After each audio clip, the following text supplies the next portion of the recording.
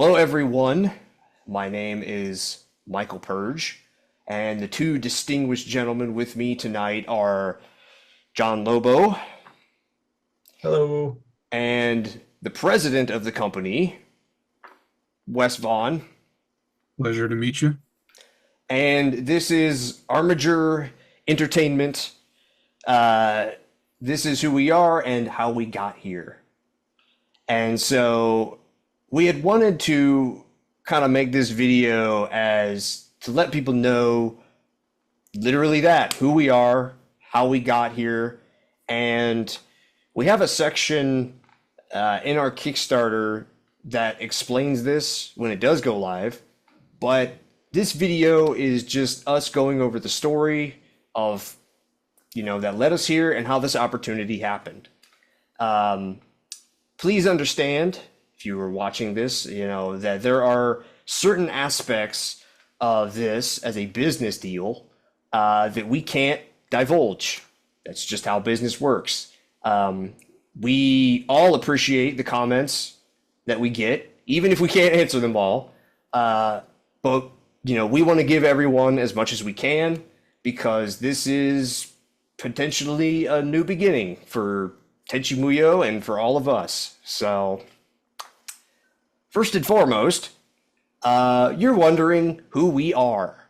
Uh, and if you have been around anime fandom for the last 15 years, it's been a long time now that I think about it.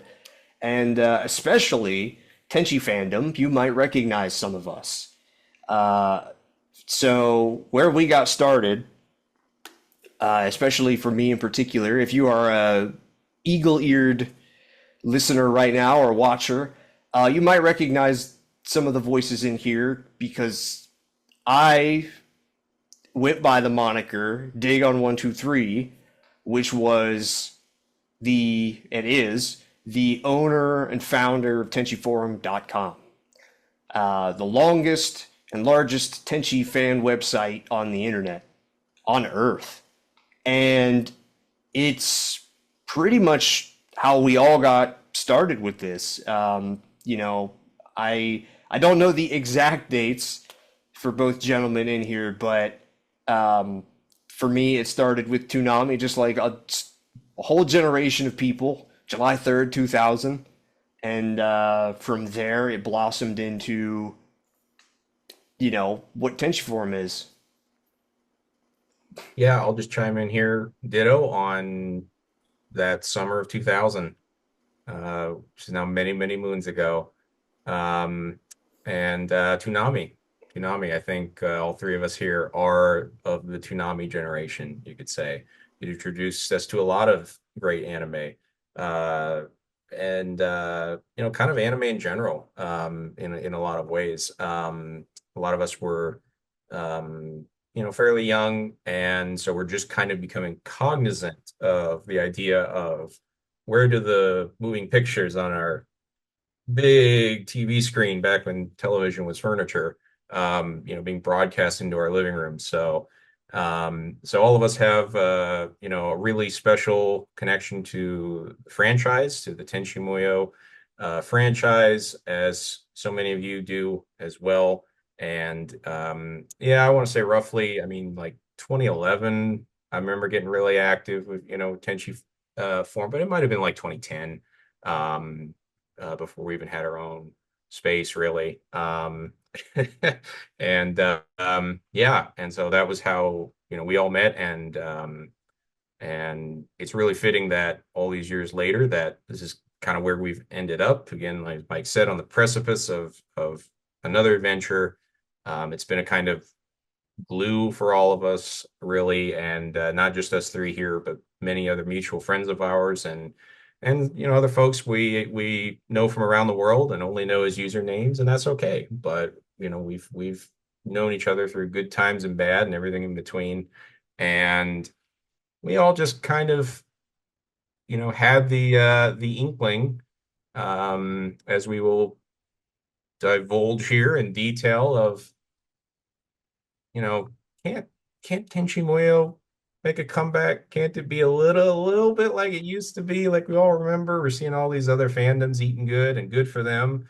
But you know what? We finally, through a strange series of events, ended up in a position where we actually could do that, have the opportunity, and with the support of viewers like you. I've always wanted to say that, like PBS, with the rest of Tenchi fandom. We can bring back a piece of it from the glory days, but also use this to generate a lot more down the road. So Yeah, I'll echo what Michael and John have said here. Definitely of that Toonami generation. I would have been about 8 or so years old when I saw Tenchi for the first time, as well as a lot of the other Toonami shows. And as I got older, it was, anime and Tenchi, it wasn't something I really kept up with and stayed on top of. It really wasn't until around 2012, um, when Toonami came back for a sort of a one night stand type deal, on April Fool's Day.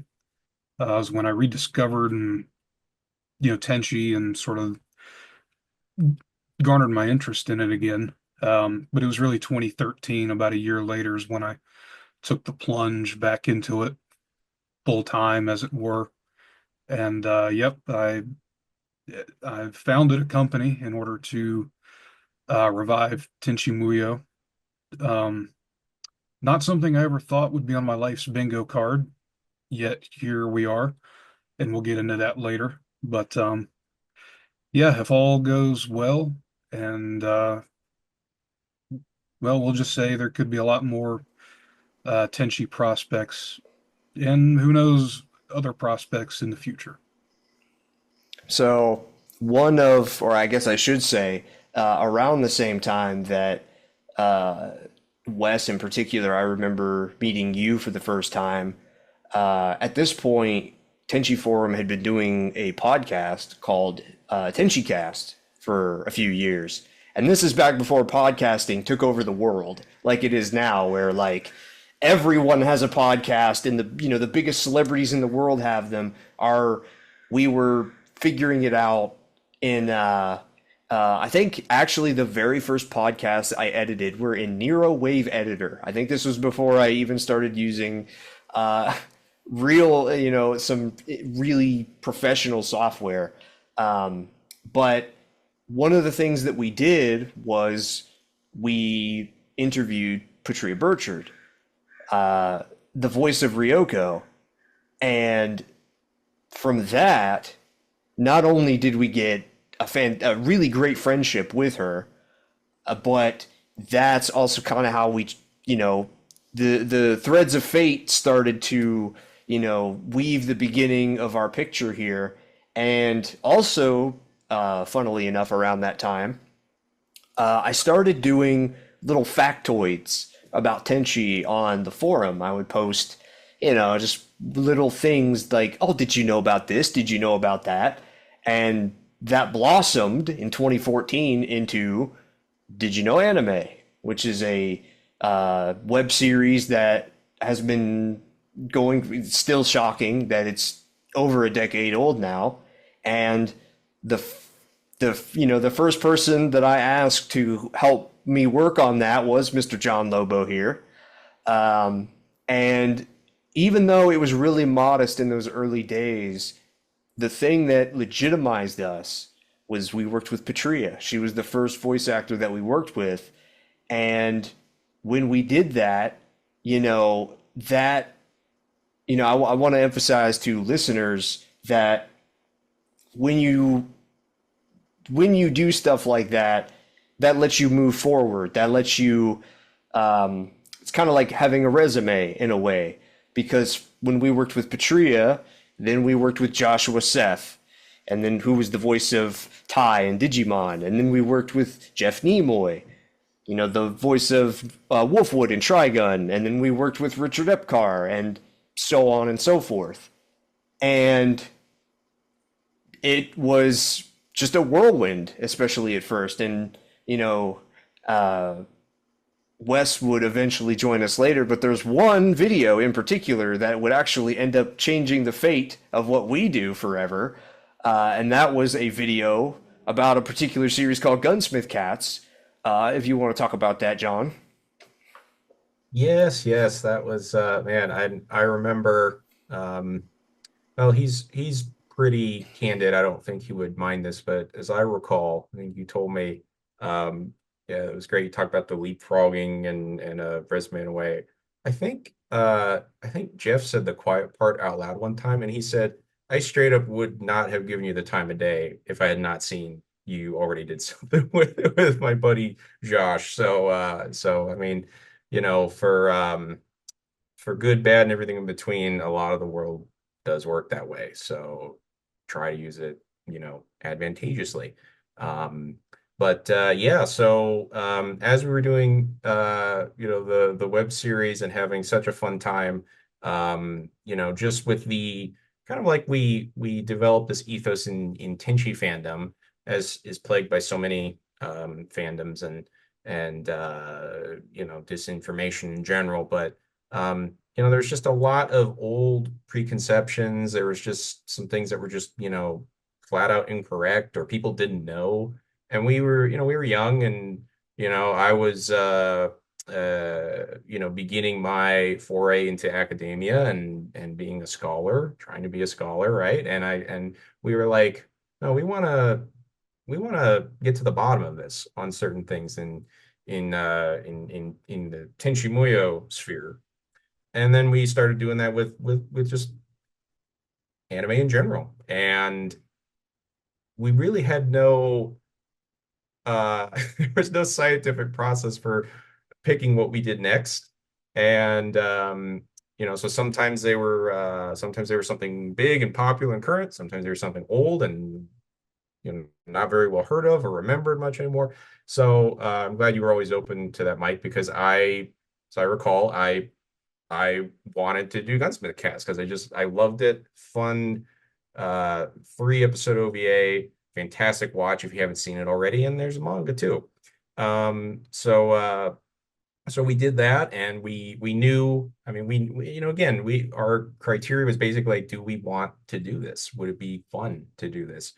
And so we did, and but yeah, that it too. We noticed that the venerated Robert Woodhead, of Animego, he and Natsumi, God bless them both. They're now kind of retired more or less, and now Mr. Savakis is taking over the reins. Godspeed, sir. So Animego lives on, but this was back in the Robert and Natsumi days, whatever we're calling those days.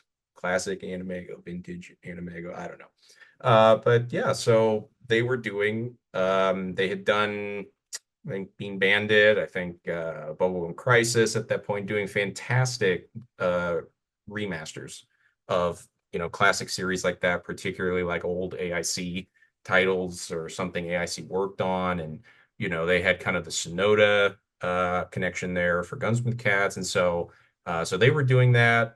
And, we saw they were working on it. And we just kind of had the thought of like, ah, heck, let's just reach out to him. Let's reach out to Rob and be like, hey, if you need any help in any kind of way, like we just would love to be a part of this. We would love to do that. And then, like Mike said, folks, that resume, Mike could then point to a video and say, see, I kind of sort of know what I'm doing in the video editing realm and doing and this and that. And so, so from there, Robert was like, "Huh, sounds good to me, boys. All right. You want to see how the sausage is made, huh? All right. Step on back." He was kind of our Willy Wonka. Yeah, and that led to us working on our first, actual this is going to be a release from a established company. It's going to be on physical media and so yeah, how about you? I mean, we could go on and on about the process of doing that. It was really fun, and maybe another video, another time will be the place for that. But yeah, why don't you tell us more, Mike, about, where that kind of led with more Animego projects to get your hands on. Well, I mean, first and foremost, just for me personally, I want to say that there will never be, I will never be able to give Robert and Natsumi enough gratitude for the opportunity that they've given all of us in here. Um, just speaking for me personally, if I could, I would erect gold statues of them. They are they're how much they have given to anime fandom is so much greater, I think, than people really recognize. And I mean, they've done a phenomenal job with all of their Kickstarters. But I think that they, having been around since literally the very beginning, there was Animego and there was US renditions, and they were like like as far as releasing anime as anime in America. And the fact it worked out so fortuitously because we had worked with Bennett on the Gunsmith Cats video. And then when we approached Robert, we said, "Hey, Robert, it just so happens that you're working with Bennett. We've worked with Bennett." And so, showing him that video, he said, and, this is one of the things that I really hope, I want people to understand is that Robert always gave somebody a chance. Like if he saw an opportunity, if he saw that if he saw that in someone, he would give them a chance. And that's why we're here today, because he gave us a chance. And I know that we definitely hit it off on the right foot, not just from a technical aspect, but after we did our announcement video, I think he got a solid bump of, money from the thing. And I remember he sent me an email. I don't remember exactly what he said, but I could tell he was very excited about, oh, okay, I'm gonna do really well, and in the business world, more money equals happy. So we were off on the right foot immediately, and from there, we worked on. I mean, myself in particular, I've worked on every Animego release since, but the next one that was really big, that really kind of, is moving us in the direction that we're in now, was we started working on Megazone 2-3, which was an AIC property. Megazone, if you're someone who doesn't know what Megazone is, it was basically like the kind of the first real big budget OVA. Like Dallos was the first, Megazone 2-3 was like the one that kind of put the OVA on the map. And we did a special featurette for the special release for that, and me and John doing narration and script work, and myself doing script work and working on the video, and us doing that all in our apartment. And it was a whirlwind of a time. And just to kind of give people something else that I'm sure might be on some people's minds is how do you approach any kind of opportunity? How do you get, picked or whatever? The thing that I try to emphasize to people is Armiger Entertainment might seem like it just came out, but the work that has been done from all of us is just, we have been around for a long time. I'm talking about Megazone at that point. I think it was 2020.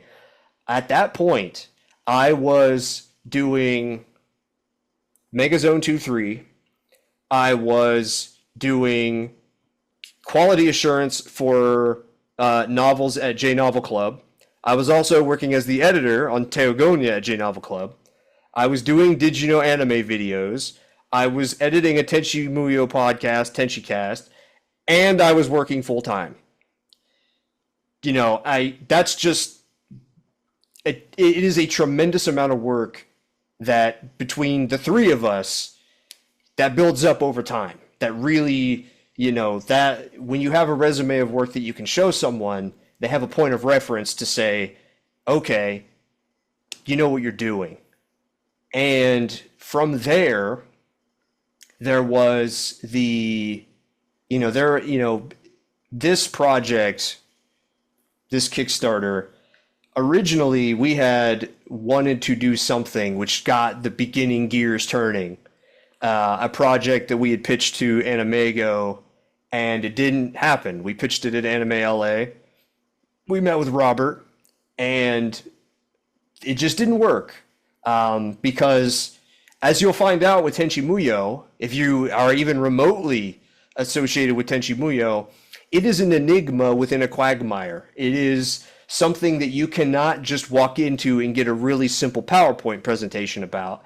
And if you're a business, you know, in Robert and Natsumi's case, it was just not the right time. And really it wasn't, because January of 2020, we pitched that, and 2 months later, the whole world shut down. So any chances of that got put on ice. But just to kind of let you guys know that, again, as longtime Tenchi fans, as guys working in the industry, these juices, all of these projects that we're working on are all happening at the same time. And another thing that also, if you gentlemen would like to talk about that started to precipitate and exist at that time, John, if you would like to take that one. Yeah, I would here real quick before passing the ball off to you, Wes, because talking about the how things are going on simultaneously and all of that, and my goodness, I think early 2020 will be forever burned in my mind, because things seemed optimistic and great, and and they weren't. So, but you want to talk about trying to make the most of a situation or whatever. As Mike said, we were working on Megazone at that time. Um, and then we were all told, hey, NBD, but just don't go outside. Just don't do that. Don't go outside. I'm like, okay, this isn't frightening at all. Okay, we just won't go outside. And then that's when I was like, well, me, I'm like, okay, if I can't go outside, stuck inside, mm, I've got time to write. I've got time to write things. I'm like, well, what do I want to write? And among many other things, we had tossed around the idea for years. And so, folks, this is kind of a soft launch for another project that we haven't really officially announced yet, but at this stage, manuscript is basically done, and so we will mention, when in the publisher's good time, it's a reputable, established publisher. But Wes and I here are co-authoring a history of Tenchi Muyo book, and it is about 5 years in the making. I mean, depending on how you want to measure that. Do you want to go back to when we were, just joking about the idea? Do you want to go back to when we first became Tenchi fans? But 5 solid years of work on this thing. Starting again in probably, I don't know, March, April, May-ish of 2020.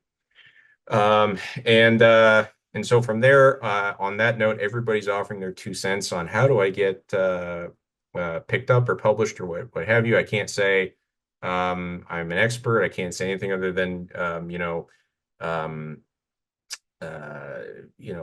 the publisher, again, on the note of took a chance on us, and so there's something to be said about that. When pay it forward. If you're ever in the position of someone with the power of yay or nay, maybe consider giving someone a chance. So at that point, I had done a few chapters, not a completed manuscript, but it was enough to give publishers. And on the note of pitching, no, I didn't. It was not the first. They were not the first publisher I sent it to. The first hit I got. That's just how that works. You just send it out, send it out, send it out, and you get it told a lot of times, hey, sounds great, sounds cool, not for us. Hey, sounds great, good luck with that. Not a good time with us. We don't really see it as a good fit, but hey. Good. So Mike was working on a lot of stuff at that time. And he very graciously was like, ah, like I don't know if I can, devote time and all of that this deserves kind of thing. Ended up helping us though, me and Wes through the whole way. Anyway, because he's just a good friend. And hey, I mean, if you're gonna do something Tenchi Muyo, I mean, I'm not saying you have to include Mike, but I'm saying if you want to be good, that's all I'm saying. So so so yeah, so then me and Wes were off to the races, doing that. And doing that, we went, well, we want to interview people. We want to talk to people who were there and who were in the know and all of that. And so we did that with a lot of names. Not going to mention them all here now, but there was one big name. We heard about somebody who was gregarious. We heard about somebody who didn't mind having a good chat. And we knew people who knew this person. So that's where the context networking comes into play. So Wes, if you'd like to, how about you kind of talk about how we went to Natsumi, and then how we met a certain someone doing a video call, not unlike what we're doing now. Sure. So, yeah, I mean, well, correct me if I'm wrong, John. I don't have the timetables mixed up here, but Hmm. um, a lot of this, well, you guys have done work as you've just described with Robert and Knots. I mean, I'd helped out a little bit, but I was not, knee deep in the trenches with the Animago stuff as John and Mike were. I helped out where I could, but they took on the bulk of that. Um, but I mean, it's no secret that Robert and Natsumi have worked on a lot of AIC titles over the years. And we figured, hey, if we needed to get a hold of the AIC guy, they could probably get us hooked up with him. And so that John, I believe, reached out to Robert and Natsumi, and they said, yeah, we're gonna have a meeting with him here soon on Zoom. Why don't you guys join a little early? You guys can interview him for this Tenchi book you're writing, and then we'll do our thing. Which, it was the politest I've ever been kicked out of a Zoom call was by Robert. Once we got done, he was like, "All right, boys, thank you, and we'll talk to you later. We got business to discuss." So very very politely kicked out of the Zoom call. But yeah, so we got on the Zoom call with Toru Miura, president of AIC and longtime producer of the Tenchi series. So we were on there with him, Robert Woodhead, and his wife Natsumi. Um, and we then just proceeded to interview him about various topics pertaining to Tenchi and AIC and this and that for a good while. And I remember at one point we got him to laugh pretty good when we were discussing, as I'm sure most are familiar, but if you're not, there were at one point in time two co-creators, or two active creators, I guess I should say, doing things with Tenchi. Hiroki Hayashi and Masaki Kajishima, they both jointly created and produced the first OVA. Hayashi directed it. Kajishima was the character designer. Um, and we were asking him about how their relationship was, what that was like, the dynamic between those two. And Miura was trying to think of a delicate way to put it, I suppose. And he was trying to come up with a way we could understand it in English because Miura tried. He really tried to speak English. He knows a little bit, but he can't. He needs a translator, and he was trying to think of a way to express that to us in English. And me and John just at the same time we went, oh, so sort of like too many cooks in the kitchen, verbatim. And Miura just thought it was the funniest thing in the world. Yes, too many cooks in the kitchen. to describe the dynamic between Hayashi and Kajishima at that time and Tenchi circa, 92, 93. Um, and then, once that was said and done, we kind of, or at least I did, jokingly sort of made some pitches to Miura about, hey, you want to go into business together? And, he was clearly eager to get to the business he had on hand with Robert Natsume, and I don't blame him. Um, but I do distinctly remember Robert, before he so graciously asked us to leave that Zoom call. Uh, he said, "Welcome to the anime industry, boys." A lot it just and a lot of that sort of stemmed from how this is how they do business, is just getting on Zoom, talking with Miura, and gentleman's agreement on certain things type deal. So I distinctly remember that as Robert saying, "Welcome to the anime industry, boys," and then we were off the Zoom call. And that's sort of how we got to know Miura. At least that was our first interaction with him, and it definitely grew from there. We were going, just kidding. Unless, huh? Yeah. And yeah, it was really fun how certain things like that transcended uh language even a little bit. Although thankfully Natsume was interpreting for us. And so yeah, so it certainly, didn't happen overnight, like Mike was saying. That kind of thing. I guess I shouldn't say never, but I would venture to say rarely does anything like that ever happen after, one meeting, your first interaction, your first call with somebody, that you gotta build a relationship there a little bit. And so fortunately, what we're doing now with Armiger, what we want to do with the support of Tenchi Muyo fandom here is partly for the book, which has some candor about it. Everything is done. Um, we want to be objective and respectful and factual and all of that. But if you're gonna go into business with somebody or something like that, there needs to be some honesty. There needs to be we're gonna have a real conversation right now. And so that's where, also we had to kind of show yeah, Mira-san, as we got used to calling him. And then he would when he would refer to Kajushima, he would say, "Oh, Kajushima-kun." We're like, "Oh, this is so trippy." So because they've known each other forever. So but I had to bring up some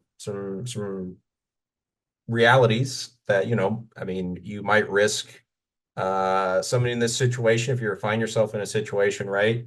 Are you going to be a yes man, or are you going to be honest with somebody? That's a tough one, depending on the situation, isn't it? So Mira was really curious about you know uh, basically Tenchi Muyo fandom outside of Japan, because for the last, I mean, certainly the last decade or so, I would say, but maybe the last 20 years or so, they just haven't had as much of a connection over here like they did in the early days.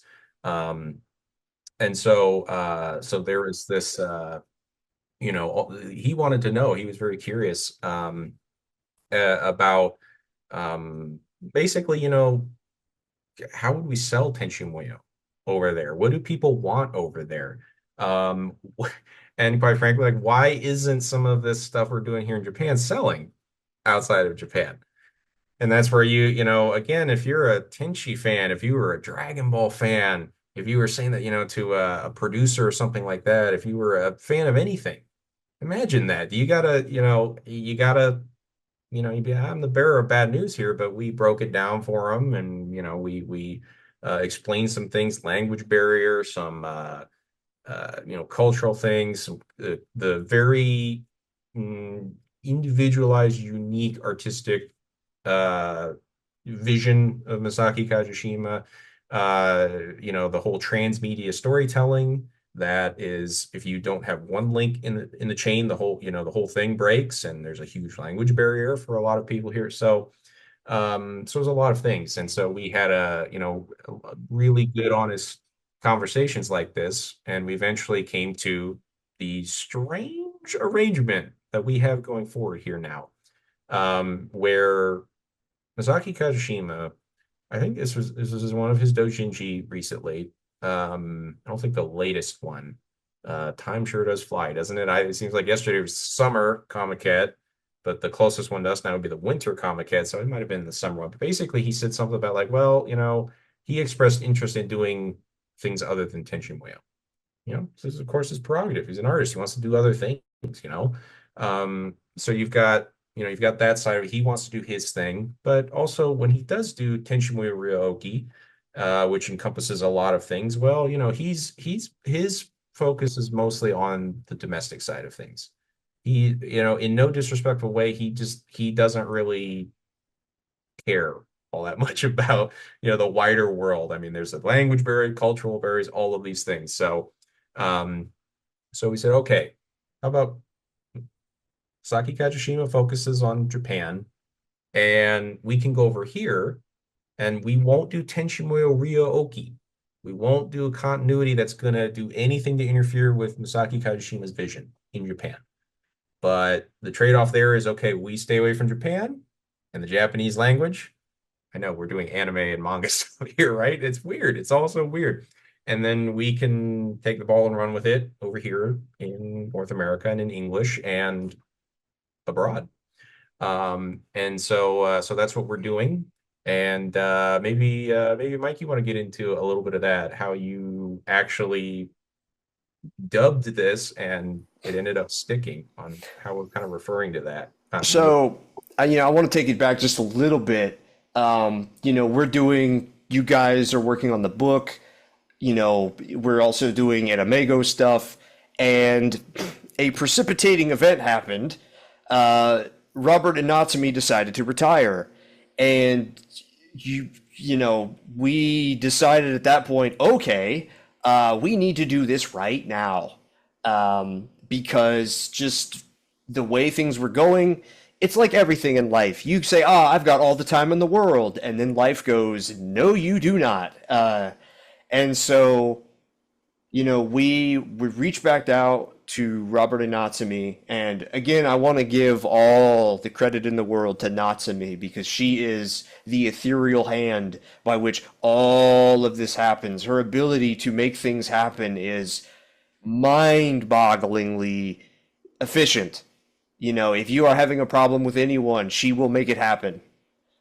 She is fantastic. And so when we reached out back to them, we said, okay, what is something that we could do?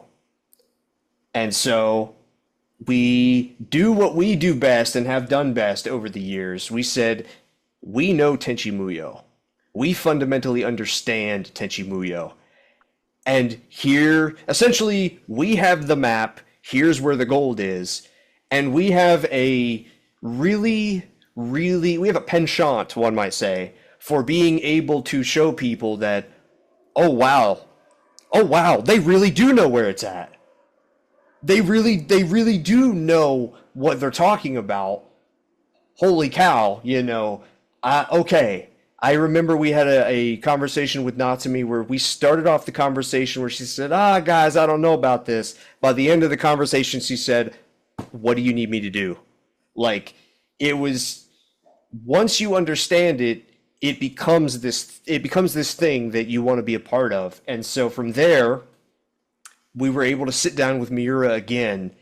And as John was mentioning, for all intents and purposes, people might be wondering about the name, the American Tenchi Continuity. That is not just a unique subtitle for this book, or this release. That is the legal, official definition of all Tenchi Muyo outside of Japan. The American Tenchi Continuity is that. The Japanese Tenchi Continuity is Japan, but more importantly, it is Kajishima. And the reason, and I came up with those terms specifically because, one, I wanted something that was easy to remember. If you say ATC, JTC, super easy to remember. And as I was saying, as John was mentioning, Masaki Kajishima, he is the main driving force of Tenchi Muyo in Japan. And he not only has the honor rights, he has the creative rights. He is the sole man behind Tenchi Muyo, whether you like it or not. And you cannot do anything without his approval. In the West, if James Cameron says, hey, I really like that Terminator movie, what that really is just a formality. In Japan, that is the law. If Eiichiro Oda says, I support this, he's not doing that just to be nice. He's doing that because whoever he's working with has to have that. Because if they don't, he can take them to Japanese court and say, you have impugned my rights. You are in trouble.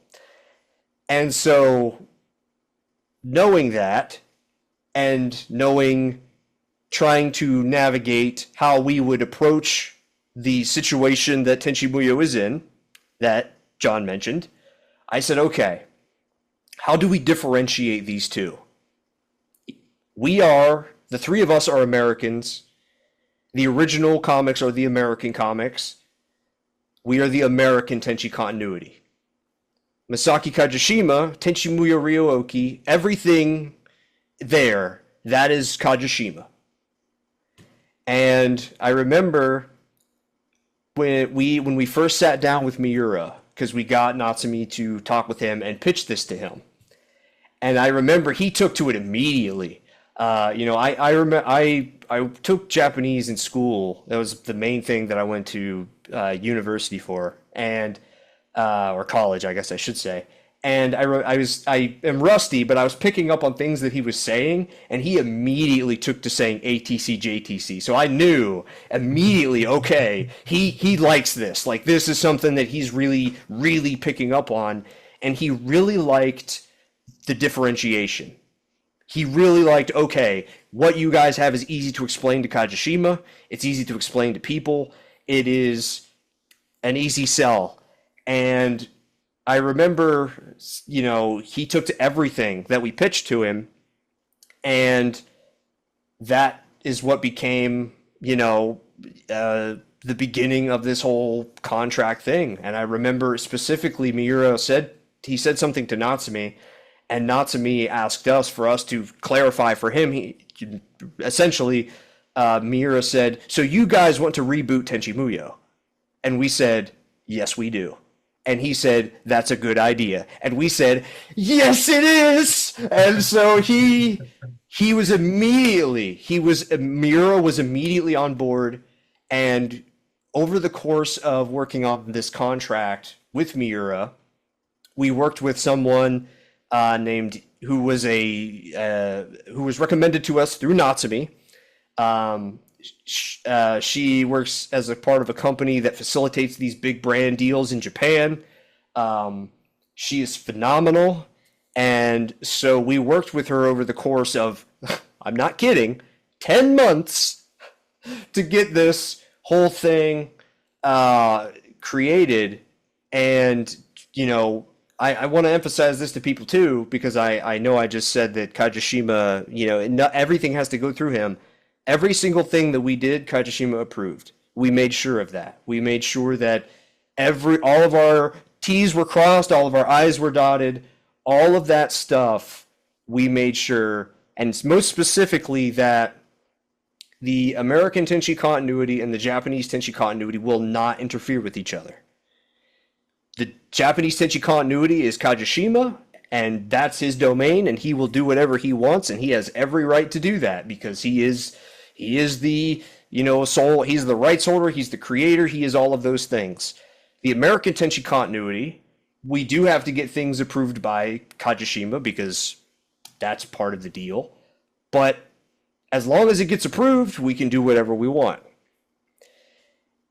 And from there, we were elated. I mean, it was to be able to get this far was, you know, we could not have done it again with creative minds who we worked with in Japan, with Natsumi and Robert.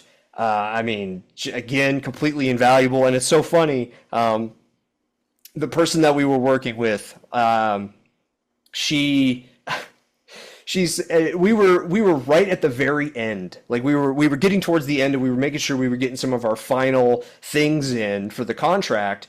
And again, I'm sure to a lot of people listening, they might, they're just completely mind blasted about a lot of these things that we wanted to do. But one of the things that the person that we worked with, she said, well, I do this with all the other companies. Why don't you put the right of first refusal in there? And we were like, we can do that? Like, they'll go for it? And I remember she sent it off to Miura, and she's like, okay, Miura got back to me. He's cool with it. You're good. And we were just like, are you for real? Like, what? Like, oh my God. So Armiger Entertainment has the right of first refusal on all original creative things outside of Japan. Mhm. And, it's to, it has been a mind-blowing journey. And, if you boys want to add something off of that, please feel free. Well, I guess I'd just sort of like to go back and sort of touch on and perhaps expound upon what you were saying there, Mike. The comment about where Miura said, "Oh, you guys just want to reboot Tenchi, you just want to reboot the whole franchise." And we told him yes. The reason that happened in the way that it did was because obviously this campaign, this Kickstarter, aims to re-release these comics. That is primarily what it is for. But also, as Mike was saying or alluding to, the right of first refusal. We didn't want to just leave it at that, re-releasing these comics. So we came up with sort of a laundry list of ideas that we had of what we wanted to do going forward beyond these comics. And that's the $1 million question. What do you want to do? Well, basically anything and everything. I told Toru Miura that I wanted to make, if I could, if he would allow me to, I want to make new video games because there used to be quite a few of Tenchi video games back in the day. I want to make new merch. I want to make, I told him I wanted to make a new anime if he'd let me. And that's when he thought about it and thought it was a good idea. And he said, okay, I can let you do that. But really, in so many words, he didn't outright issue a challenge, but in a way, that's kind of what this is. He's willing to let us do more, and yes, potentially make an anime, potentially, if we can prove to him that there's enough interest in this thing, and just being honest that the money is there. Where he runs a business, I now run a business. The money talks. So he's basically, in so many words, he's like, if you can prove to me, as you claim there is, that there's this interest and a market still for Tenchi in America and essentially the English speaking world, I'll let you do just about anything you want. And he said, and then through this whole negotiation process, he said, I'm going to have to get Kajishima's, see what he thinks. And I'm going to have to run this by him and we'll see if he'll go for it. And we said, okay, we understand that. And I wasn't sure how Kajishima would take it, in all honesty. Um, allowing us three foreigners, fans, to do that. Really, I mean, but within about a day or two, Miura came back and he said, you know what, Kajishima's okay with this. And we were dumbfounded. Quite honestly, to tell you the truth, you always, or at least I do anyway, you expect the worst, but hope for the best. Worst they can say is no, right? Um, but he didn't. And I don't, there's probably a number of different reasons for that, but I'm not Masaki Kajishima. I'm not in his headspace, but everything that we told Toru Miura insofar as what we wanted to do going forward, he ran by Masaki Kajishima. In order to facilitate this deal, I had to sign a contract, not just with Toru Miura, the president of AIC, but I also had to sign a contract with Masaki Kajishima. So on the contract, on the deal we made, it has my signature, the president of Armiger Entertainment. It has Toru Miura's signature as the president of AIC, and it has Masaki Kajishima's signature, the creator of this whole thing that we all enjoy. So he's aware of pretty much everything, of everything, and he's agreed to go into business with me, not just insofar as re-releasing these comics, but potentially allowing us to do more if we, or I guess I should say through this company, you all can prove to them, to Kajishima and Toru Miura, that you still want more of this, that you still care about it, you're interested in getting more, and you're willing to prove that to him. Because this, like I said, he didn't outright issue a challenge, not directly, but he kind of did. Okay, you tell you say you want to reboot Tenchi. You say that some of the more modern Tenchi things and shows that have come out of here aren't really resonating with the foreign market. Prove it to me. Re-release these comics and prove it to me. And that's basically where we're at. So if you have any desire or any whatever hope of seeing more in the style of these comics, in a style that feels familiar to you, we need your help. We need you to, and I understand comics are not everybody's thing, but even if they're not your thing, consider contributing to the campaign, because Toru Miura, he, through me anyway, issued everybody watching this a challenge. Prove to me you still care. Prove to me you're willing to show me that you care.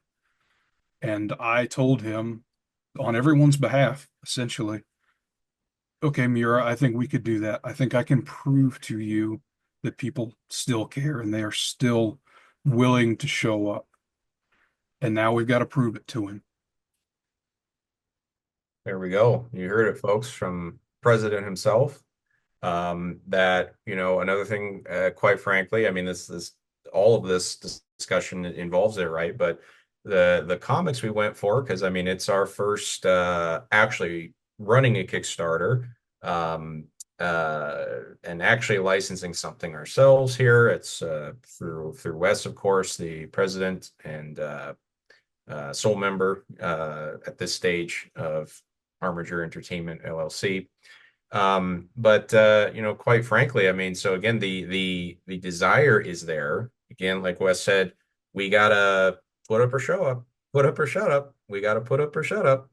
So, but the other thing too is just quite frankly, I mean, we've put a lot into this, not only time, but especially Wes, money. And that's our decision. That's not on you. But the reality is I mean, securing these comics and getting the rights to do that, it's all we can manage at this stage, I mean, it's like imagine a kid in a candy store and man, all you can do is take what you could fit in your pockets and your hands. You're like, I wish I had a shopping cart right now. Well, we want to come back with that shopping cart. And so if we can prove that to Miura-san, as Wes said, and quite frankly, if we have the resources, if we have more money that we can then license more stuff and produce potentially original new stuff, that's what it's going to take. I mean, that's the reality, folks, the world we all live in. So, here we are. We are putting our money where our mouths are, especially Wes here. Um, and so we are asking, you all to say, if you care, if you still care about Tenchi Muyo the way it used to be, uh, please, whatever you can manage, if you can chip into this. As an old man once said, now is the time to grasp the future. Yeah, and just real quickly on the note of putting your money where your mouth is, I obviously I can't give out all the details as much as everybody would probably like me to, um, of, the logistics and the costs and everything else associated with this. Um, it's like John said, sure, if we had, a blank check and money to back it up, we'd take everything right now because per what Miura has told us, he's willing to offer that to us. But obviously, money being the determining factor, um, the rights, the ability to, you know, re-release these comics is what we currently have right now. Um, but even in doing this, it what I will say is that I talked earlier about running an entertainment company not being on my life's bingo card, and it really was not. I was always a kid growing up that never knew what I wanted to do. I remember in high school, you know, taking the tests and everything, and it was a college prep school. They were trying to get you on a certain college track to get the career you wanted, and I never knew what I wanted to do.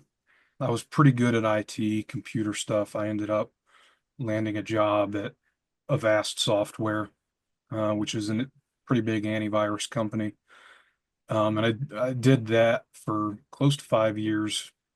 And during that time is when I was helping John write the book that we're getting ready to wrap up here soon. And long story short, 2023 rolls around just shy of my 5 year anniversary. Um, we get word that, hey, there's a merger happening. You're probably going to get let go. And ultimately I was let go. We knew that was coming, so I saved up a decent chunk of money.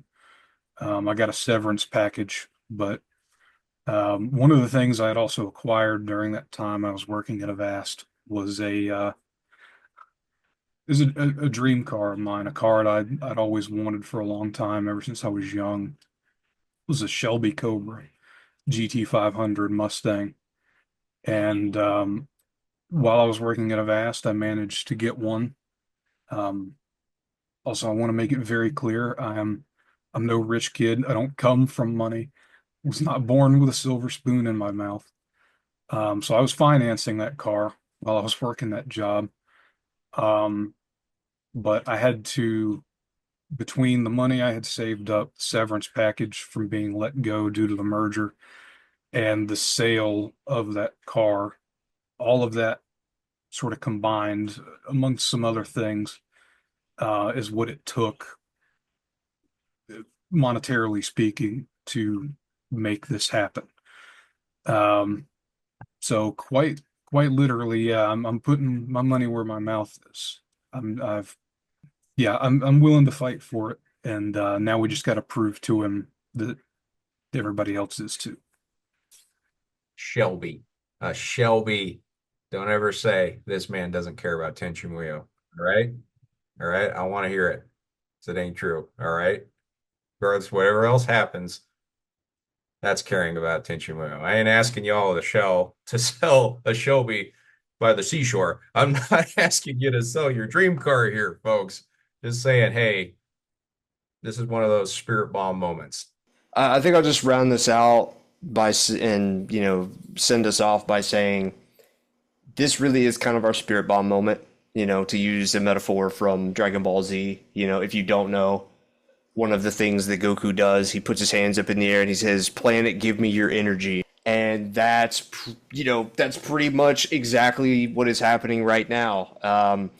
If you ever want to see Nagi, Kenoki, Detective Kione ever again, like in any kind of official capacity, now is the time to support this campaign.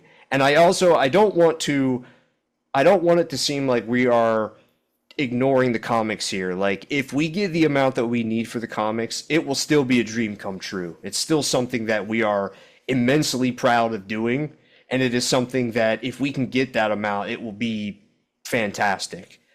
But in order to, as you just heard, it is not cheap doing all of this.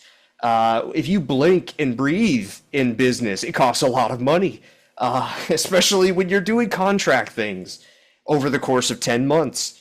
And it takes a lot to do this. So again, we are incredibly happy with the support that we've seen so far on the pre-launch page. It's been very promising. If you will go on this journey with us, we intend for these comics to be the beginning of a new continuity in Tenchi Muyo that hopefully we can potentially take into many different mediums. I'm sure the vast majority of you are most excited about is doing an anime, but that's all up to you. That's all up to how much money we get on this campaign. And, if that is enough, then hopefully we can do all of those things in the future. So, thank you all for supporting Tenchi Muyo. Thank you all for supporting Armiger Entertainment.